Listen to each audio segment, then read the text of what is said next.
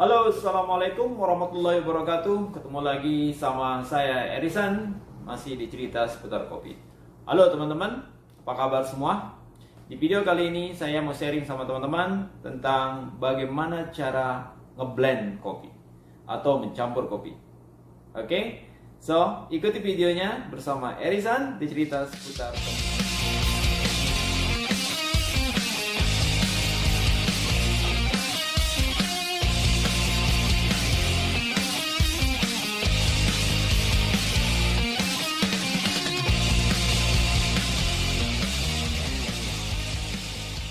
Blend, kopi blend, atau banyak orang mengenal dengan espresso blend. Tapi apakah blend hanya khusus untuk espresso?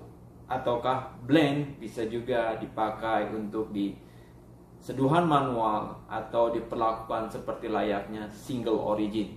Baik, sebelum saya bercerita atau bagaimana cara memblend kopi dengan baik, sebetulnya saya mau sharing sesuatu sama teman-teman. Suka atau tidak suka, sebetulnya kopi yang selama ini diklaim sebagai single origin itu sudah merupakan blend. Ya, sudah merupakan blend. Loh, kok bisa?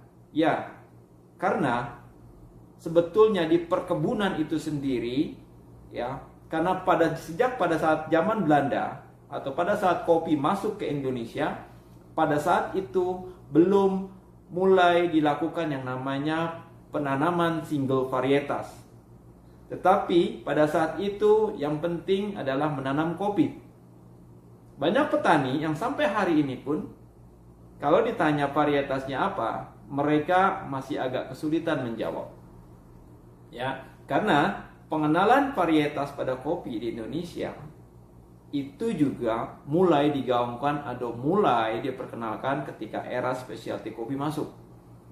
Nah, jadi sebetulnya kopi yang teman-teman sekarang roasting atau yang teman-teman sering kali tulis sebagai single origin, ya, itu masih dalam tanda petik adalah 80% merupakan blend.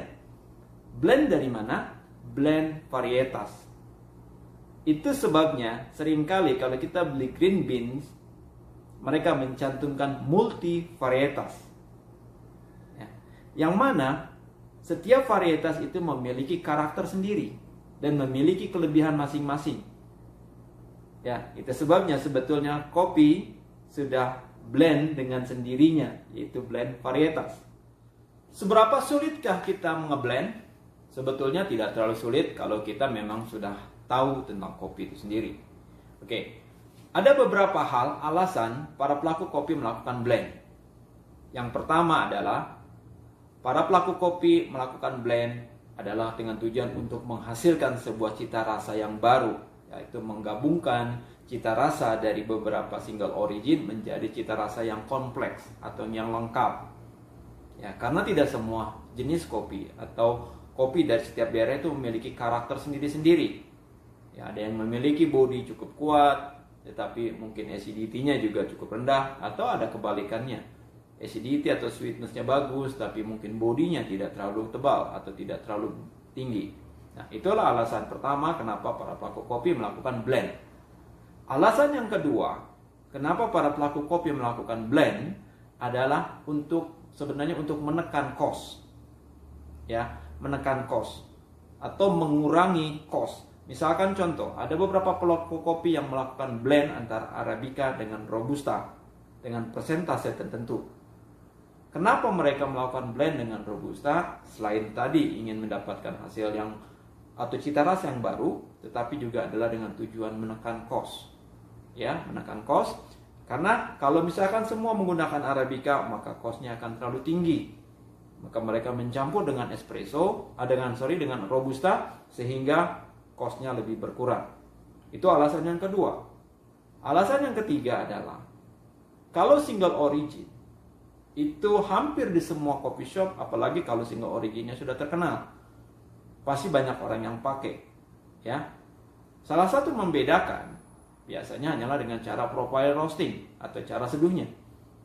Tetapi teman-teman bayangkan kalau punya blend itu resipinya atau rahasianya hanya kedai kopi itu sendiri yang memilikinya. Sehingga blend bisa menjadi salah satu alternatif buat teman-teman pelaku kopi untuk bisa menciptakan atau membuat ciri khas dari setiap kedai kopi atau kopi shop teman-teman sendiri. Nah, jadi itu 3 alasan kenapa orang melakukan blend. Pertama adalah untuk mendapatkan cita rasa terbaru. Yang kedua adalah untuk menekan cost. Yang ketiga adalah sebagai signature atau ciri khas dari kedai kopi, roastery atau kopi shop itu sendiri. Nah, sekarang saya mau sharing sama teman-teman bagaimana cara ngeblend kopi itu sendiri. Ya, sering kali muncul di pertanyaan, bagaimana sebetulnya ngeblend itu? Pertama adalah, apakah ngeblend dulu atau baru ngeroasting? Ya, atau kita roasting dulu green beans-nya, baru kita lakukan blend atau mencampur. Ya, sebetulnya kedua-duanya bisa saja dilakukan sejauh seorang roaster itu sendiri mengetahui tentang teknik dan bagaimana caranya. Oke, baik. Saya mau bahas satu dulu, yang bagaimana kalau kita melakukan blend dulu baru ngeroasting. Ya, sebenarnya teknik ngeblend dulu baru ngeroasting ini dilakukan oleh beberapa roastery atau pelaku kopi dengan tujuan adalah untuk tidak membuat repot. Ya, tidak membuat repot. Jadi mereka melakukan kalkulasi di awal.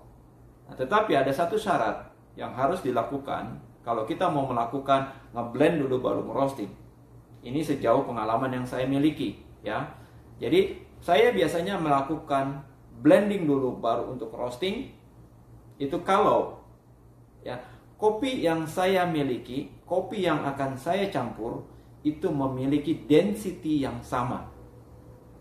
Ya, density yang sama. Kenapa? Kalau memiliki density yang sama, maka besar kemungkinan turning point-nya pun tidak jauh berbeda. Itu pertama. Yang kedua adalah crack-nya itu biasanya mendekati. Kenapa harus kita perhatikan density? Dan kenapa tadi saya bicara tentang turning point dan juga crack?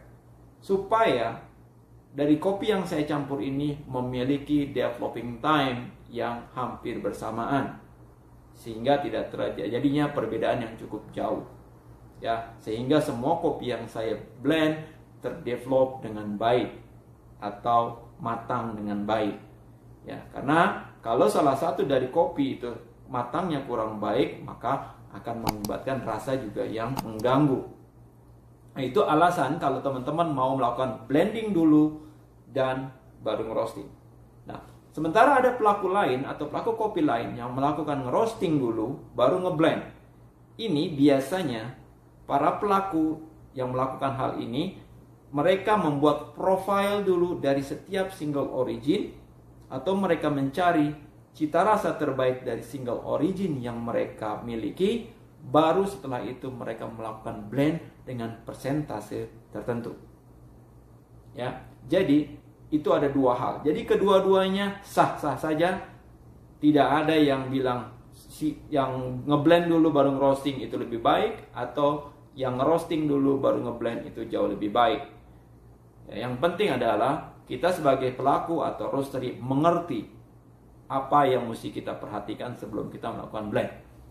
Baik. Nah, tetapi saya perhatikan banyak sekali teman-teman, terutama yang baru betul-betul berkecimpung di dunia kopi, sering banyak yang menanyakan ke saya bagaimana cara ngeblend. Kebanyakan ketika mereka ngeblend itu hanya dengan tujuan untuk menekan cost, itu satu. Ya, mereka tidak berpikir jauh bagaimana untuk mendapatkan cita rasa yang maksimal atau memunculkan cita rasa yang baru. Ya. Nah, jadi banyak sekali orang ngeblend itu hanya dengan menggunakan 1 atau 2 jenis kopi saja. Ini sah, ini boleh-boleh saja. Tetapi biasanya kalau hanya kita menggunakan 2 jenis kopi, itu orang mudah sekali menebak kopi apa yang kita pakai. Ya. Jadi salah satu kunci sukses untuk bisa membuat blend kopi yang baik, itu kalau saya, ya, sejauh pengalaman saya di kopi, saya selalu minimal menggunakan 3 kopi ke atas. Pertama itu. Yang kedua, ketika kita mau ngeblend, ya, itu kita harus betul-betul memperhatikan asal dan bagaimana proses kopi itu sendiri yang akan kita blend. Ya, Jadi ketika kita mau ngeblend, pertama pikirkan adalah base-nya. Kopi apa yang mau kita jadikan base atau persentase terbesarnya. Oke, dan prosesnya apa. Kalau misalkan base-nya kopinya natural, maka di kopi ini kita sudah memiliki body yang cukup bagus dan sweetness yang bagus. Jadi kita putuskan sebagai temannya natural, kita jangan menggunakan natural lagi, tapi kita coba gunakan yang wash. Saya ambil contoh gini, saya sharing sama teman-teman. Misalkan teman-teman menggunakan 3 jenis kopi, ya. Lalu teman-teman memutuskan yang menjadi base-nya adalah proses wash, ya, dari origin yang memiliki karakter body yang cukup kuat misalkan. Nah, sebagai pendamping dari wash, yang terbaik adalah teman-teman menggunakan natural. Ya. Bisa dengan menggunakan 1 wash 2 natural, atau 2 wash 1 natural. Ya. Nah, yang paling penting juga adalah besaran persentasenya. Ya. Ada banyak pelaku kopi melakukan persentase yang seimbang. Kalau saya, jujur, saya lebih suka memperlakukan persentase yang berbeda, tetapi dengan perbedaan yang tidak cukup signifikan. Misalkan, base-nya saya menggunakan 40%, lalu misalkan teman-temannya saya gunakan 30%, 30%. Jadi total 100%. Ya, jadi saya melakukan supaya satu, saya juga tidak memunculkan karakter yang berbeda sekali, tetapi membuat kombinasi resipi yang enak, yang maksimal, yang balance. Oke. Nah, jadi itulah bagaimana caranya kita ngeblend kopi. Oke, teman-teman.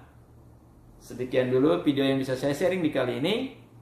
Mudah-mudahan video ini bermanfaat. Silakan sharing dan jangan lupa bantu channel ini semakin besar dengan cara subscribe dan jangan lupa lonceng notifikasinya, teman-teman. Terima kasih sudah menonton. Assalamualaikum warahmatullahi wabarakatuh. Salam kopi Indonesia.